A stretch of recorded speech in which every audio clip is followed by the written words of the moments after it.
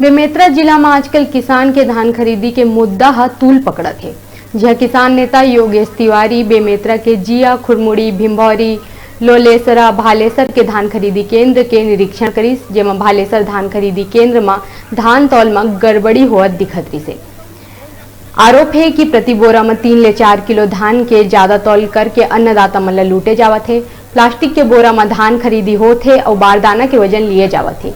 ऐसे कई और समस्या के सामना अन्नदाता किसान मन ला करे पड़त है।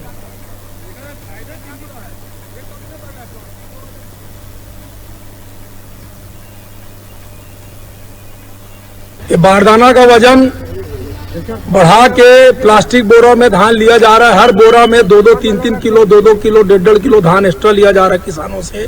ये भालेसर सोसाइटी में ये हाल है। जबकि इसको जब बारदाना में नहीं, प्लास्टिक बारदाना में लिया जा रहा है तो इसको निकाल देना चाहिए वेट को।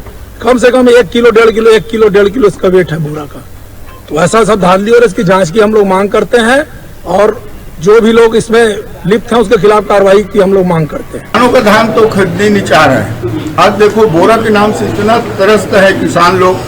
पहले 50% दो, उसके बाद 60 दो, 70, इस तरह से अब 100 में 100% बारदाना मांग रहा है और एक बारदाना कीमत 40 से 45 रुपए है। सरकार 12-15 रुपए देने का बात कर रहा है, लेकिन पूर्व में 2 साल से बारदाना का 1 पैसा नहीं दिया है और इस साल भी कह रहा है ना, वो जबरदस्ती मिथ्या आरोप लगा रहे हैं क्योंकि उनके पास अब कोई मतलब वो पकड़ नहीं है कि कांग्रेस पार्टी को बदनाम करें।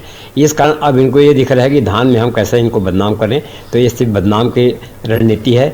इसमें अगर हम लोग को धान नहीं खरीदना होता, हमारे कांग्रेस पार्टी को माननीय भूपेश बघेल जी को धान नहीं खरीदना होता, तो आज की स्थिति में मैं कई सोसाइटियों का दौरा कर चुका हूँ। हम अपने 113 समितियों में से अधिकतम समितियाँ हमने खुद भी विजिट की हैं और हमारे राजस्व वाले कर्मचारी और सब नोडल ऑफिसर भी विजिट कर रहे हैं। जहाँ भी ऐसी शिकायत आ रही है वहाँ पर हम कड़ी कार्रवाई के लिए बोले। परंतु सामान्य रूप से जो किसान है और समितियाँ उनके बीच में एक सामंजस्य रहता है और जो मॉइस्चर होता है उसके लिए कुछ कॉम्पनसेट करते हैं। पर अगर वो